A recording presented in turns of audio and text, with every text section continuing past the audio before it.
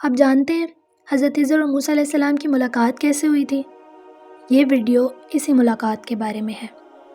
ایک دفعہ بنی اسرائیل نے موسیٰ علیہ السلام سے سوال کیا کہ روئے زمین پر سب سے بڑا عالم کون ہے؟ چونکہ ہر پیغمبر اپنے دین کا سب سے بڑا عالم ہوتا ہے، تو حضرت موسیٰ علیہ السلام نے جواب دیا، میں ہی سب سے بڑا عالم ہوں۔ اللہ تعالیٰ کو یہ بات پسند نہ آئی اور اللہ نے موسیٰ علیہ السلام کی ہدایت کی اور کہا کہ اس کا صحیح جواب یہ تھا کہ اللہ بہتر جانتا ہے کہ سب سے بڑا عالم کون ہے۔ پھر اللہ نے چاہا کہ کیوں نہ حضرت موسیٰ علیہ السلام کو علم کی کچھ ایسے گوشوں سے روشناس کرایا جائے جو ان کی واقفیت کے دائرے سے باہر ہیں۔ پھر اللہ تعالیٰ نے حضرت موسیٰ علیہ السلام کو حکم دیا کہ وہ حضرت خضر علیہ السلام سے ملیں اور پتہ یہ بتایا کہ جہاں 2 دریا ملتے ہیں وہاں تک کا سفر کریں اور اپنے ساتھ ایک مچھلی لے جائیں۔ ایک موقع ایسا آئے گا کہ وہ مچھلی گم ہو جائے گی اور وہیں پر آپ کو حضرت خضر علیہ السلام ملیں گے۔ حضرت موسیٰ علیہ السلام نے اپنے سفر کا آغاز اپنے ایک شاگرد کے ساتھ کیا اور سفر کے دوران آپ ایک ٹیلے پر رکے اور وہاں کچھ دیر آرام کرنے لگے۔ مچھلی زنبیل کے اندر کودنے لگی اور جا کر دریا میں گر گئی۔ اللہ تعالیٰ نے پانی کے بہاؤ کو روک دیا اور ایک طاق سا بنا دیا۔ جب حضرت موسیٰ علیہ السلام اٹھے اور اپنے سفر کا دوبارہ آغاز کیا تو اپنے شاگرد سے کھانا طلب کیا، تو ان کے شاگرد نے کہا، جہاں ہم رکے تھے میں مچھلی وہیں بھول گیا، یا شیطان نے مجھے بلا دیا؟ حضرت موسیٰ علیہ السلام نے کہا، وہی ہماری منزل تھی۔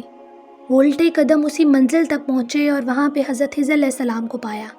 حضرت موسیٰ علیہ السلام نے انہیں سلام کیا اور حضرت خضر علیہ السلام نے کہا، اے موسیٰ، اللہ نے آپ کو جو علم عطا کیا ہے میں اسے نہیں جانتا، اور جو علم اللہ نے مجھے عطا کیا ہے اسے آپ نہیں جانتے۔ حضرت موسیٰ علیہ السلام نے کہا کہ میں آپ کے ساتھ سفر کرنا چاہتا ہوں اور اس علم تک رسائی چاہتا ہوں۔ حضرت خضر نے کہا کہ آپ اس پر صبر نہیں کر پائیں گے۔ آپ صبر کریں گے بھی کیسے؟ جس چیز پر آپ کی عقل احاطہ نہیں کر سکتی آپ اس پر صبر نہیں کر پائیں گے۔ حضرت موسیٰ نے کہا کہ آپ مجھے صبر کرنے والا پائیں گے۔ پھر اس شرط پر سفر کا آغاز ہوا کہ حضرت خضر نے کہا، جس چیز کے بارے میں آپ کو خود نہ بتاؤں آپ اس کے بارے میں مجھ سے سوال نہیں کریں گے۔ حضرت موسیٰ علیہ السلام نے حامی بھر لی۔ سفر کا آغاز ہوا اور ایک کشتی پر سوار ہوئے۔ حضرت خضر علیہ السلام نے اس کشتی کا تختہ اکھیڑ دیا۔ حضرت موسیٰ علیہ السلام نے اس پر فوراً اعتراض کیا اور کہا، یہ آپ نے کیا کیا؟ اس طرح تو یہ کشتی والے غرق ہو جائیں گے۔ حضرت خضر نے کہا، میں نے نہیں کہا تھا کہ آپ صبر نہیں کر پائیں گے؟ حضرت موسیٰ علیہ السلام نے کہا، میری بات پر، میری بھول پر مواخذہ نہ کریں۔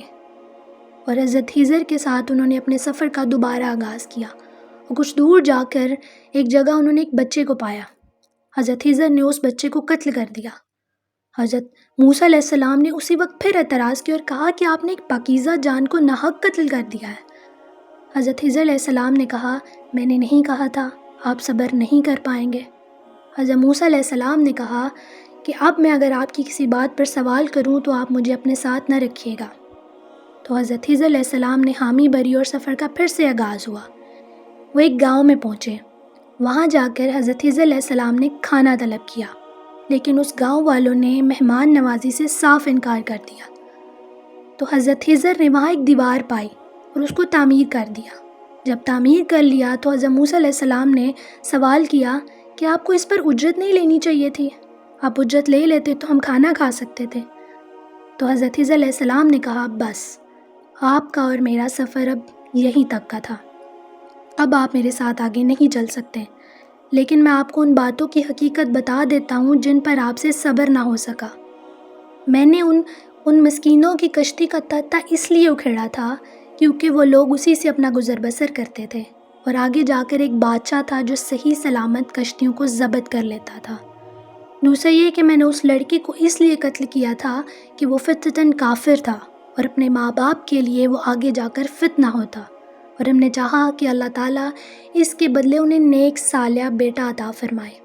اور تیسرا یہ، وہ دیوار ہم نے اس لیے تعمیر کی تھی کہ وہ 2 یتیموں کی تھی، اور اللہ تعالیٰ نے وہاں یہ چاہتے تھے کہ جب وہ بڑے ہو جائیں تو وہ وہاں جا کر اپنے خزانے کو حاصل کر لیں جو اس دیوار کے نیچے تھا۔